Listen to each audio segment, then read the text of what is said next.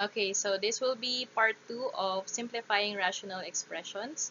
So, for example, we are given 20x cubed y over 15x squared y cubed. So, there are two ways for you to solve this kind of rational expressions. So, if this in the numerator and in the denominator, we are given both monomials or one term only. So, the first way is to expand using expansion. So 20 and 15, you will look for prime factors of 20 and 15. So let's start with 20. When I say prime factors, these are the numbers that do not have any other factors aside from 1 and itself.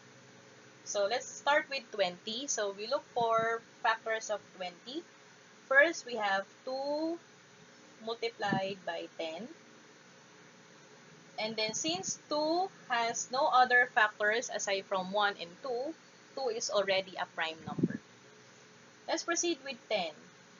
2 and 5. So again, 2 is already a prime number. Same with 5 because there are no other factors of 5 aside from 1 and 5. So the prime factors of 20 are 2 times 2 times 5. Okay, so you're going to put them here. For 15, we have 3 times 5. So 3 is a prime number and same with 5. So we put 3 and 5 here. Now, look at the variables in the numerator. So we have there x cubed and then y. So let's start with x. Your exponent gives you the idea of how many x you will have. Okay, so since you have there x cubed, so 3 x's, so x times x times x. For y, your exponent here is 1, so simply, you only have 1y. In the denominator, we have here x squared, so we have x times x, 2 x's only. And for y, we have y cubed, so we have y times y times y. Okay, now what we're going to do is to cancel out the one in the numerator and denominator that are both the same. So we have here 5, we have here 1x, one pair of x, and another pair for y. So if you are left with 2 times 2 times x, that will be 4x. In the denominator, you only have here 3 and then 2y's. So y squared. So this will be your final answer. Another way, so let's have the other way. We have here 20x cubed y over 15x squared y cubed. So here is the easiest way for you to get your answer. So what you're going to do is to look for the GCF of 20 and 15. So the GCF is 5 because we can divide 20 by 5, same with 15 and 5. So if we divide 20 by 5, that will be 4. If we divide 15 by 5, that will be 3. Now, look at the numerator and the denominator. We both have here x, so it can be eliminated, but look at their exponents. We have here 3 and 2. So we have to subtract 3 by 2, so that will be 1. So you are left with 1x. So that x will be written here in the numerator because your exponent here is bigger than the denominator, than that in the denominator. Whereas in y, you can cancel this out, but as you can see, we have here 1y or y to the first and then y cubed. So we have to subtract 3 by 1, so that will be 2. You are left with 2y's. those two y's will be written here in the denominator because your exponent here is bigger than that in the numerator.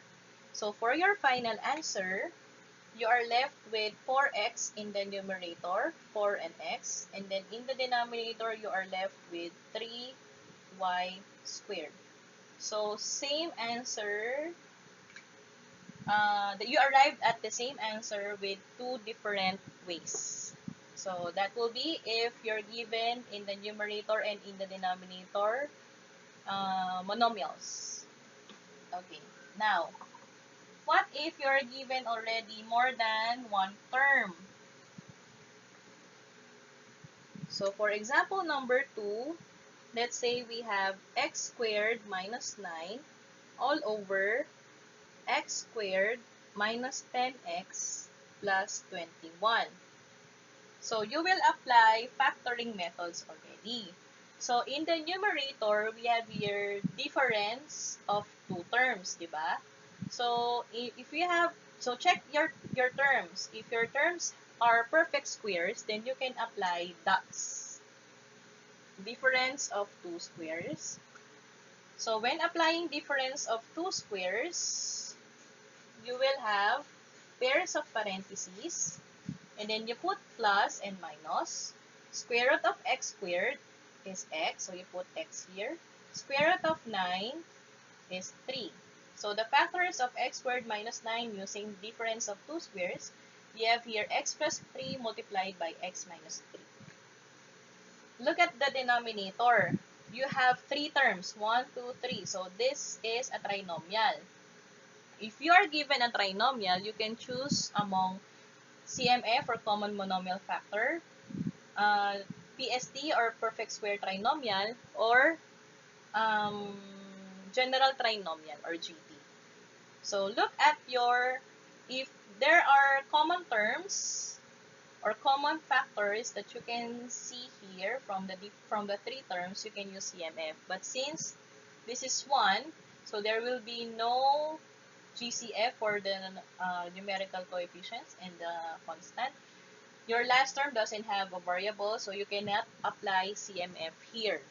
Now, so you are left with PST and GT only. Look at your last term. Your last term is 21, which is not a perfect square. So what we're going to use here is GT, or general trinomial. In general trinomials, we use pairs of parentheses and then see if or look if your last term is positive. It means that the product of your factors is positive, so your factors must be or must have the same signs. So what signs should they have? Since your middle term is negative, both are negative. Okay? Now, we get the factors of x squared, so x times x. And then look for factors of 21 that when added or when subtracted, again, when added, you will be left with negative 10. So what would that be? So factors of positive 21 can be, so you will list down first.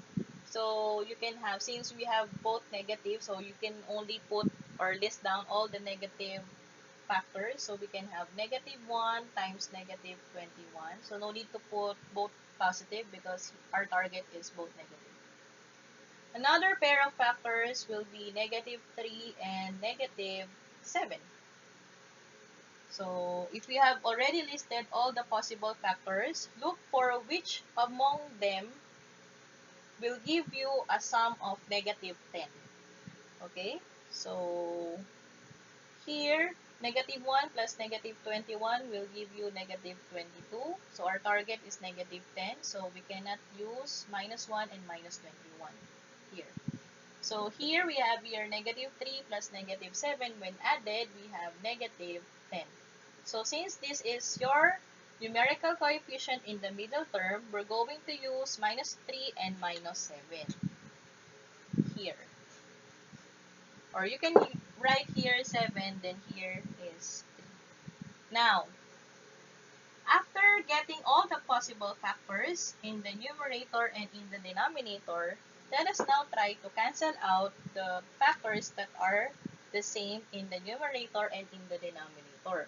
So as you can see, you have here x minus 3 in the numerator and in the denominator.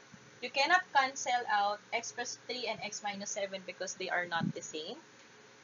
So here, you are left with x plus 3 in the numerator, and in the denominator, you are left with x minus 7. So that will be your final answer. Another example. If you are given, let's say, 10a plus 20 all over 5a squared minus 20. Again, if you are given not monomials, you will apply factoring methods. So look at your numerator. So your numerator has 10a and 20. So as you can see, your a here doesn't have an exponent aside from 1. What you're going to do is to look for common factors. So we will apply CMF here, or common monomial factor. Applying CMF, we look for a common, or the GCF between 10 and 20. So the GCF is 10 because we can divide 10 by 10 and 20 by 10. We will not have a variable here as the GCF because your second term here doesn't have a variable. So A is not common to both terms. So what we're going to do here, applying CMF, is that you divide the term, the first term, by the GCF. So that will be 10a divided by 10. So cancelled out, you will be left with a. That a will be written here in the parentheses. Then you copy plus, and then you divide again 20 by the GCF. So 20 divided by 10, that will give you 2. So the factors in the numerator are 10 multiplied by a plus 2. For the denominator, we have here 5a squared minus 20. So what you're going to do here is to simplify first. Since your first term has a numerical coefficient here, which is divisible, which can divide this one, let us simplify first. So 5 and 20, the GCF is 5. Okay? You cannot put a here because a is not common to both terms. Now, if we divide 5a squared, if we divide 5a squared by the GCF, we will cancel this out. So you will be left with a squared. So you put that here. Put minus, and then 20 divided by the GCF, that will be 4. So you put 4 here. Now, as you can see, there is still a polynomial that can be factored out pa. So as you can see, in this parenthesis, you can apply dots. You can apply dots here because difference of two squares. So what you're going to do is, so you copy the numerator, 10a plus 2 all over, so you put 5 again. So what you're going to do is to factor out this one. So using dots, you put pairs of parentheses, then you put plus and then minus. You get the square root of a squared, so that will be a. Square root, again, a here. Square root of 4 is 2. So you put 2a squared. Now, if everything has been factored out, you cancel out the common terms in the numerator and in the denominator. But as you can see, you still have 10 and 5 here, which can have a common factor, which is 5. If you divide 10 by 5, that will be 2. If you divide 5 by 5, that will be 1. So no need to write 1 here. For your final answer, you are left with 2 in the numerator, and in the denominator, you are only left with a minus 2. So this will be your final answer. You cannot cancel out 2 here because 2 in the denominator is a binomial. Okay? If you have a plus or a minus sign here, you cannot cancel out the two constants. Okay? So this will be your final answer.